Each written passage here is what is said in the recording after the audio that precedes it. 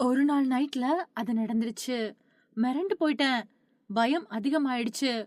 Athulya Ravi shock. தென்னிந்தியாவோட monster அப்படின்னு அழைக்கப்படக்கூடிய கோயம்புத்தூர்ல பொறந்து வளர்ந்த நடிகை அதுல்யா ரவி இளங்கலை தொழில்நுட்ப படிப்புல பட்டப்படிப்ப சென்னையில இருக்கக்கூடிய ராமசாமி நினைவு பல்கலைக்கழகத்துல படிச்சிருக்காங்க.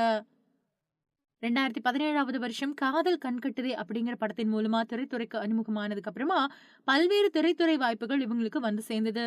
நடிகை அதுல்யா ரவி முதலா நடிக்க ஒப்பந்தம் செய்யப்பட்ட படம் நாகேஷ் திரையரங்கம். ஆனா இந்த படம் வெளியாகிறதுக்கு கால தாமதமானதுனால காதல் கண்கட்டுதே அப்படிங்கிற படத்தின் மூலமா அறிமுக நாயகியா அறிமுகப்படுத்தப்பட்டாங்க.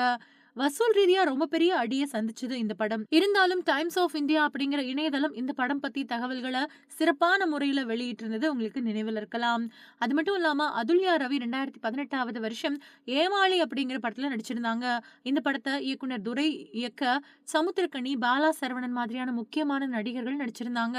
அது மட்டும் இல்லாம இந்த படத்தின் மூலமா ரசிகர்கள் மத்தியில நல்ல ரீச்ச வாங்கின அதுல்யா ரவி 2019வது வருஷம் சுட்டுப்பிடிக்க உத்தரவு அப்படிங்கிற அதிரடி படத்துல நடிகர் விக்ராந்துக்கு ஜோடியா புவனா கேரக்டரை ரொம்பவே சிறப்பா செஞ்சிருந்தாங்க. அது மட்டும் இல்லாம இவங்க நாடோடிகள் 2 படத்துல நடிச்சதுக்கு அப்புறமா சாட்டை, கடாவர், வட்டம் மாதிரியான படங்கள்ல நடிச்சு ரசிகர்களோட மனசுல தனக்கு அப்படின்னு ஒரு இடத்த பிடிச்சுக்கிட்டாங்க.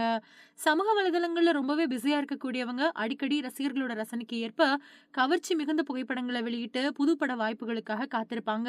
இவங்க நடிக்க வந்த புதுசுல நடந்த சுவாரஸ்யமான விஷயத்த பத்தி பகிர்ந்திருக்காங்க. அதுல ஒரு நாள் நைட்டுல இது நடந்துச்சு. நான் மிரண்டு போயிட்டேன். இதனால எனக்கு பயமும் அதிகமாயிருச்சு அப்படிங்கிற ஷாக்கிங் தகவல்கள பகிர்ந்திருக்காங்க. அப்படி என்ன ஒரு நாள் நைட்டு நடந்துச்சு அப்படின்னு நீங்க யோசிக்கலாம். அது வேற எதுவுமே இல்ல. இவங்களோட Instagram பக்கத்துல ஒரு நாள் நைட்டுல 2,00,000 ஃபாலோவர்கள் உருவாயிருக்காங்க. அது மட்டும் இல்லாம நைட்டு தூங்கும்போது வெறும் 600 ஃபாலோவர்கள் தான் இருந்தாங்க. ஆனா மீம்கள், புகைப்படங்கள் அப்படின்னு சமூக வலைதளங்கள்ல பரவ ஆரம்பிச்சதும் ஃபாலோவர்களோட எண்ணிக்கை கிடுகிடுன்னு உயர்ந்துருச்சு. இந்த நிலையில நான் காலையில எந்திரிச்சு பார்த்தா 2,00,000 ஃபாலோவர்ஸ் இருந்தாங்க. இத பார்த்ததும் நிஜமாவே இது நம்ம அக்கவுண்ட் தானா அப்படின்னு மிரண்டு போயிட்டேன். இதனால எனக்கு பயமும் அதிகமாயிடுச்சு.